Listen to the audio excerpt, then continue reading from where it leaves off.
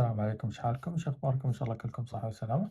مثل ما تشوفون هني عندي الآيفون 17 برو اللي يجي فيها شريحة. هذه النسخة موجودة في أوروبا. زين. وطبعًا مثل ما تشوفون هني عندي الموديل اللي هو الA 3523. هذا الموديل اللي يكون فيه الشريحة. إن شاء الله راح نفتح التلفون ويا بعض، بس أعطوني دقيقة. تمام. عشان الأرقام تتبع ما تظهر. تمام، بسم الله. يا سلام! كأنوني بعد يبغى يفتح واحدة أفتح. جالسين ما شاء الله متابع كلام. تمام، بسم الله نقول ونطلع الآيفون. يس. نفس اللون. نفس لون الغلاف، نفس الشكل، نفس كل حاجة. تمام. نقول بسم الله ونطلع. طبعًا حاطين هذه المطقة علشان نطلع الآيفون مثل ما تشوفون، وهذه الفتحة. طبعًا عدة التصوير مش معايا، فاضطريت أصور على طول من التلفون اللي وياي، وعلى الفلاش اللي في التلفون.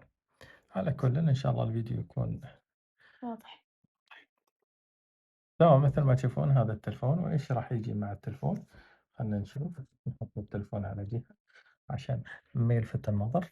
ما شاء الله شو الحركات الكيبل هذا. له له له له. تايب سي على تايب سي. تايب سي. نعم.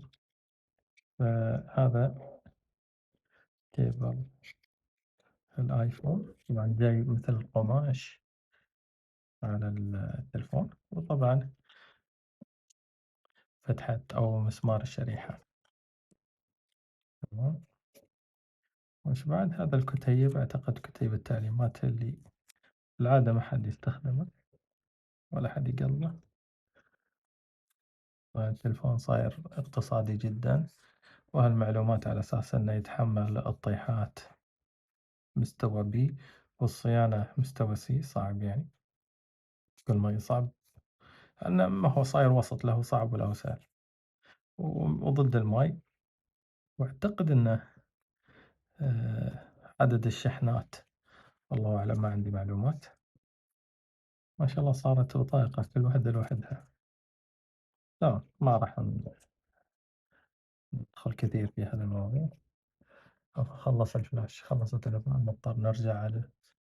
أعتقد بسبب إن التليفون حتى ما فيه بطارية، وهذا الشاحن طفى. يلا ما عندي وقت كثير. زين، شوف طول الواير بس هذا قبل ما يخلص الفيديو.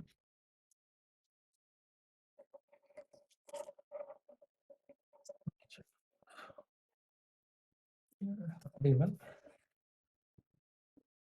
تقريبًا متر واحد، بس جودته طبعًا ممتازة، ما فيها أي علامة، لا أبل ولا أي حاجة. ما أدري هني في كلام، في أعتقد أبل مكتوب هنا، إذا يبين عندكم. نشوف الجهة الثانية، ما في شيء حاجة. وبس كذا نكون خلصنا. نفتح التلفون.